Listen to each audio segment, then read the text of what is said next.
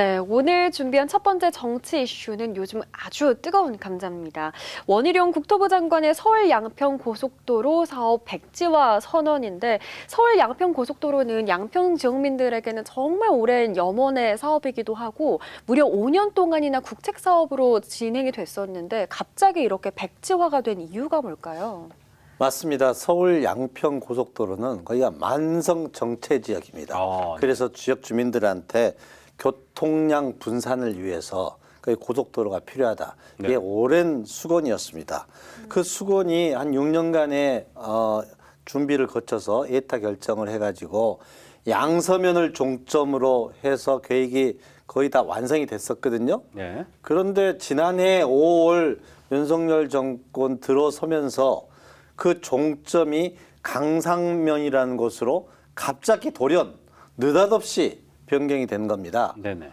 그게 이제 이 사건의 본질이고요. 그러면은 원희룡 장관은 당연히 이걸 다시 주민들하고 논의를 해가지고 결정을 해야 되는데 네.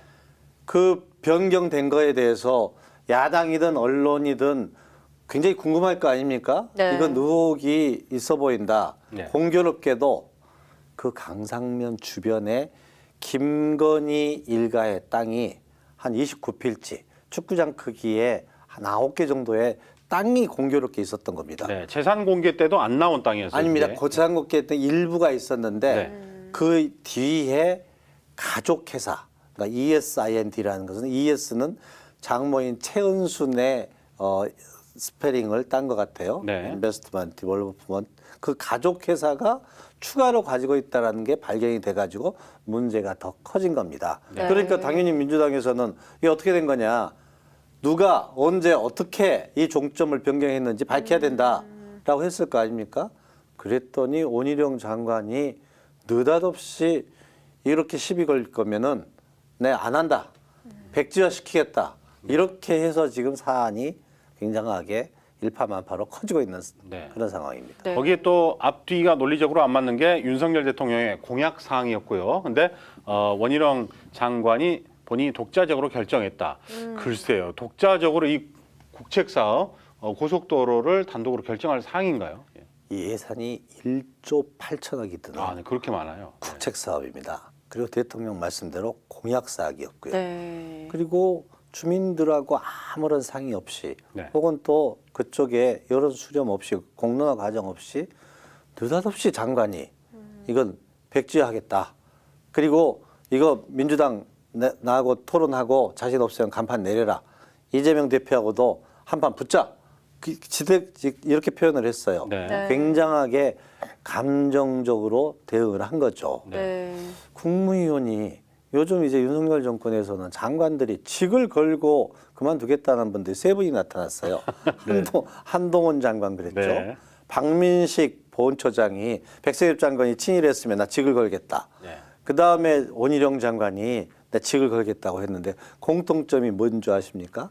이 세 분들은 다 장관을 빨리 그만두고 국회 선거에 출마를 하고 싶어 하는 분들이에요. 네. 그래서 이 양반들 이제 원희룡 장관이 급발진을 했는데 약간 헐리우드 액션인 것 같습니다. 네네. 예.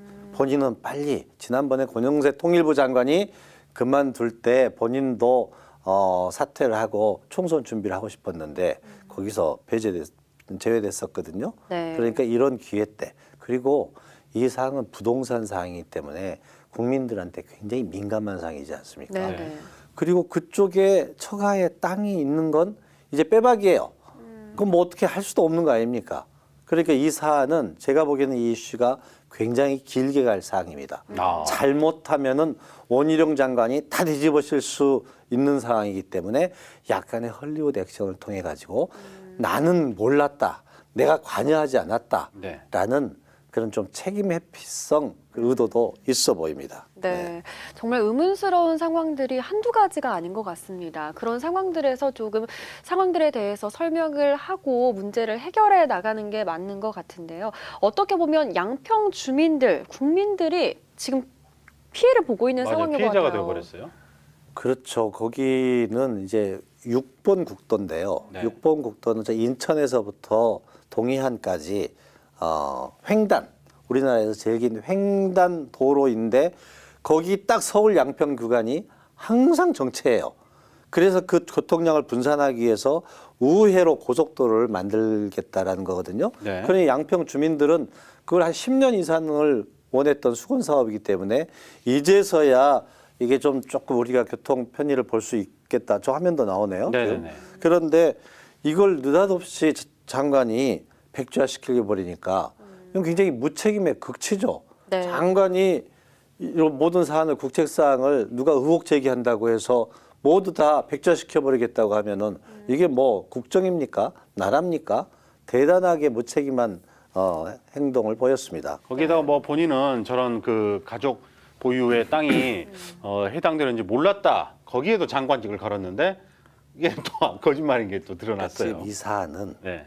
계속됩니다. 두고 보십시오. 총선까지 부동산 사항이고 그 땅을 다 팔아버리거나 그럴 분들도 아니에요. 이 패밀리들이 무슨 하여튼 감당하더라도 굉장하게 재산 증식에 네. 몰입하는 패밀리여서 이 땅을 팔지도 않을 것 같아요. 오히려 어떤 분들은 과도하게 어차피 이렇게 됐으니까 강산면으로 변경안을 계속 밀어붙여가지고 그 자기들 땅 이득 보는 것까지도 저기를 하겠다 이렇게 결론을 내릴 거라고 예상하는 분들도 있을 정도입니다. 어떻게 보면 국민의힘 입장에서 커다란 암초를 만나지 않았나 이런 생각이 듭니다. 네.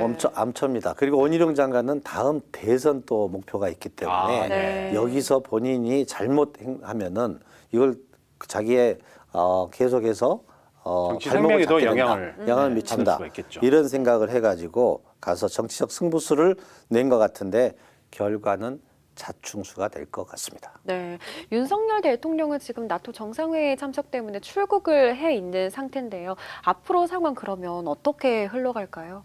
그러니까 재밌는 게 윤석열 대통령은 지난번에 우리 킬러 문항 무슨 공정 수능 또 네.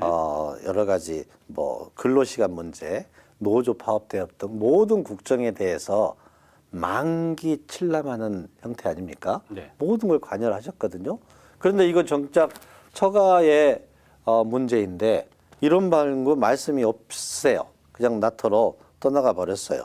그러니까 이걸 더 이상 이제 여론몰이를 해가지고 이 변경안을 몰아붙일 수는 없는데 네. 굉장히 난처하니까 언급 없이 원희룡 장관한테 떠넘기고 출국을 해버렸을 것 같습니다. 네.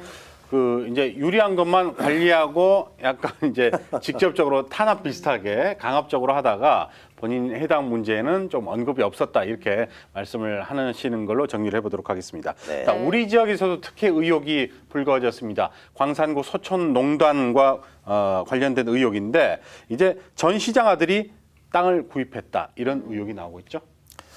광산구 소촌단지 그러니까 산업단지가 있는데요. 네. 거기에 처음에 산업시설에서 산업단지 지원시설로 용도가 변경된 땅이 전 시장의 아들이 소유하고 있어서 조금 특혜 논란이 되고 있습니다. 네. 네. 어제 강기정 시장이 기자간담회에서 시청에서 조금 확인해 보니까 이건 특혜 의혹이 좀 있어 보인다. 그 일부가 확인되었다. 이렇게 이야기해서 네. 더 이게 증폭되고 있거든요. 네. 근데 이거는 심의는 광주시에서 하지만 네. 결정은 광산구청에서 하는 사안입니다. 네. 그래서 광산구청에 의혹이 몰리니까 오늘 박병규 광산구청장도 기자간담회를 자청을 해서 네. 뭐라고 했죠? 공익감사를 청구하겠다. 네. 본인은 이제 특혜 의혹에 관여하지 않았다라는 것을 보여주기 위해서 이건 감사원 공익감사를 청구를 하겠다. 그리고 거기에서 조금이라도 의혹이 나온다면은 수사 의뢰도 하겠다라고 이제 손절 분위기로 가고 있습니다. 네. 이게 광주시도 감사를 하고 자체 조사를 하고 있고 광성구도 자체 감사를 하고 있다고 하니까 이게 문제가 된다면은 그건 이제 나올 수밖에 없는 상황인데 정작 구입자인 정직 광주시장 아들은 특혜나 불법 의혹이 전혀 없었다. 네. 모든 이런 사안들 허위사실 주장에 대해서 법적 대응을 하겠다. 이렇게 강경한 입장을 보이고 있습니다. 네. 네, 현재 광주시의 입장과 그리고 당사자의 입장이 조금 다른 것 같습니다. 앞으로 결과가 어떻게 나올지는 지켜봐야 할 것 같습니다. 다음은 민주당 이야기를 좀 해볼 텐데요. 총선을 일주일 앞두고 조금 어수선한 상황이죠. 네, 송정길 전 대표의 전직 보좌관이 이제 구속이 됐고 오늘 검찰에서는 이제 수사 분위기를 알리는 게 약 돈 봉투가 20여 명의 의원이 연루가 돼 있다 이렇게 밝혀서 민주당의 분위기가 좋지만은 않습니다. 자, 이 분위기가 또 수사가 총선까지 이어질까요? 우선 송영길 보좌관, 박용수 보좌관의 구속영장에 네. 거기에서 방금 말씀하신 현역 의원 20명에게 돈 봉투가 전달됐다라는 게 적시된 게 오늘 한 언론에 의해서 보도가 돼가지고 그렇죠. 파장이 좀 커지고 있는 상황입니다. 네. 네. 한 기업인이 송영길 보좌관, 박용수 보좌관에게 5천만 원을 제공했다고 진술을 했고 네. 그런데 반면에 박용수 보좌관은 그 수수 사실을 현재까지는 부인하고 있습니다. 네. 그러니까 검찰에서는 더 확실한 증거가 필요하기 때문에 어제 국회 사무처에 압수수색을 들어가서 지금 국회 외통위 소회의실에서 10명에게 윤관석 사무총장이 돈 봉투를 나눠주고 그 다음 날 의원회관을 다니면서 10명에게 배포했다. 이게 지금 검찰이 보는 시각이고 네. 윤관석 의원과 박용수 보좌관은 부인하고 있는 상황이거든요. 그래서 시간이 지나가면서 만약에 그 20명 돈 봉투를 수수한 의원들을 이제 소환을 하기 시작하면은 네. 그건 좀 일파만파로 커질 가능성이 있습니다. 네. 네. 그리고 그건 아마 총선까지도 계속해서 한 8개월 남은 총선까지도 이어질 수가 있다고 봅니다. 그리고 네. 수사 대상에 오른 의원들은 이제 재선이나 경선에 나서기가 좀 부담감으로 작용이 되죠. 아니 그냥 소환했다고만 해가지고 그런 자격이 박탈된 건 아니고 네네. 확정이 돼야 되겠는데 지금 이제 그런 관련된 진술이나 검찰에서 여러 가지 그런 증거들을 제시를 하게 될 때는 조금 민심에 역행된다는 행위이기 때문에 어려워질 수가 있는 거죠. 그렇군요. 네. 우리 지역의 의원들도 한 4명 정도 거기 포함됐다고 거론이 되는데 당사자들은 모두 부인하고 있고 예, 아직 증거가 확보된 사항은 아닙니다. 네. 네. 자, 이런 상황에서 갑자기 추미애 전 법무부 장관이 갑자기 달리는 말처럼 이렇게 뛰어들고 있는데 강경 발언 또 문재인 전 대통령에 대한 발언 이런 것들을 쏟아내고 있습니다. 이게 왜 이런 발언을 할까요? 그러니까 추미애 전 장관은 기본적으로 지금 태행적인 모습을 보이는 윤석열 정권의 탄생의 1등 공신이 추미애 조국이다. 이런 여론에 대해서 굉장하게 거부감을 가지고 있는 겁니다. 왜죠? 본인들은 그렇게 생각하지 않는다 이거죠. 네네. 우리가 이런 윤석열 정권의 그런 특성을 나는 미리 알았기 때문에 각을 세웠었고 싸우려고 했었는데 그 와중에 문재인 대통령이 물러나는 게 좋겠다. 그리고 이낙연 총리도 사퇴하는 게 좋겠다. 이렇게 이야기를 해서 그때 더 버텼으면은 윤석열 대통령이 되지도 않게 했을 텐데 나를 중간에 그만두게 해가지고 지금 우리가 이런 꼴을 보고 있지 않느냐 이런 생각을 하는 거죠. 네. 그래서 추미애 장관은 지금 이제 그렇게도 이야기하고 이낙연, 이재명 이런 행태에 대해서도 백지장도 맞들면 낫다라고 이재명 대표가 이낙연 대표에게 제스처를 보냈더니 백지장의 방향이 다르면은 백지장이 맞았다가 찢어진다 이렇게 이제 독서를 하고 있는데 결국은 일부에서는 추미애 장관도 총선 출마를 하기 위해서 네. 그런 약간의 관심을 가지려고 하는 그런 행보가 아니겠느냐 해서 민주당 내에서는 전직 대표로서 조금 자숙했으면 좋겠다 이런 지적들을 하고 있습니다. 네. 네. 네, 민주당 출신의 금태섭 양향자 의원의 신당 창당 역시도 민주당에 영향을 줄 것 같은데요. 어떻게 예상하세요? 지금 당이 성공을 하려면요, 우리가 대통령 직선제지 않습니까? 네. 그러니까 유력한 대선 후보가 있어야 국민들의 관심과 호응을 받을 수가 있습니다.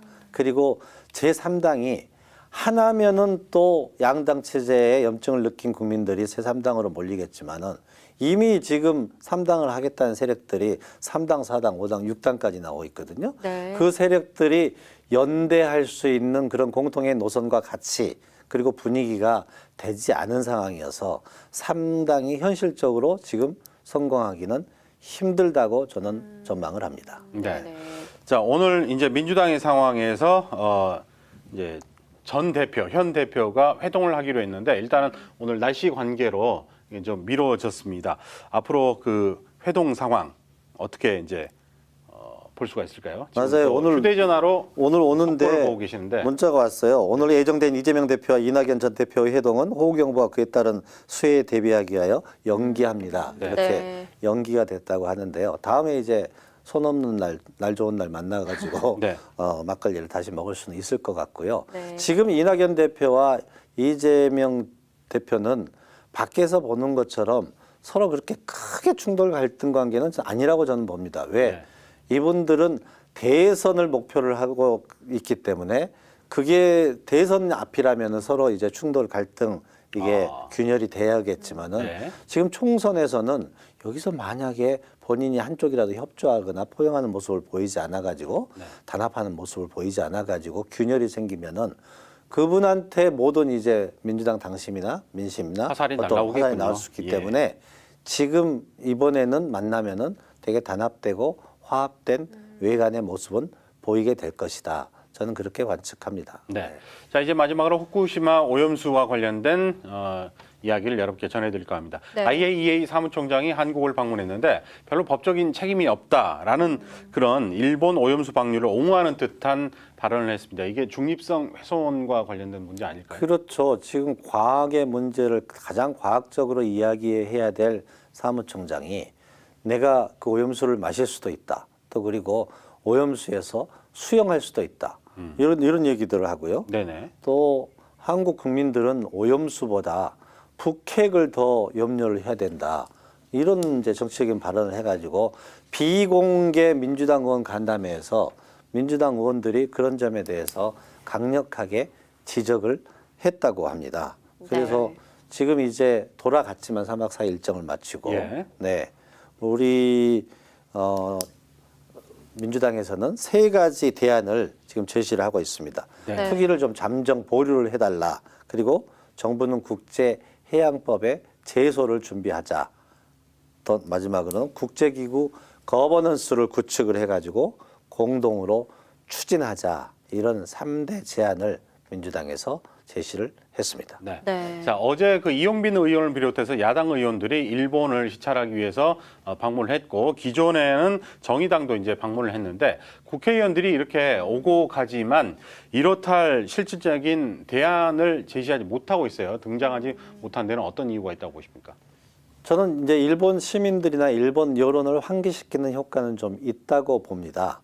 그리고 중의원 면담도 하고 거기에 탈핵 시민단체들하고 같이 오늘 집회도 하고 했거든요. 네. 그런 작은 노력들, 작은 행동들이 모여가지고 여론을 좀 움직일 수 있다고 생각하고 네네네. 역시 제일 중요한 키는 윤석열 대통령의 의지와 결단인데요. 네. 이제 좀 해양 특히 호양 오염수 방류가 이게 후손들의 안전과 건강 그리고 또 어떤 인류의 미래에도 직결되는 문제라고 생각을 한다면은 네. 좀 더 숙고하고 결단해서 이번에 나토에서 기시다 총리에게 방류하는 것을 좀 자제해달라, 보류해달라 이렇게 이야기를 하기를 촉구합니다. 네. 방류해서는 안 된다. 기왕이면 이렇게 이야기하면 좋을 것 같습니다. 그렇습니다. 네. 네네. 일본의 오염수 방류가 정말 코앞으로 다가왔습니다. 정부와 여야가 정말 잘 상황을 해결해 봤으면 하는 마음입니다. 지금까지 더현정치랩 김명진 대표와 함께 이야기 나눠봤습니다. 오늘도 고맙습니다. 고맙습니다. 네, 감사합니다.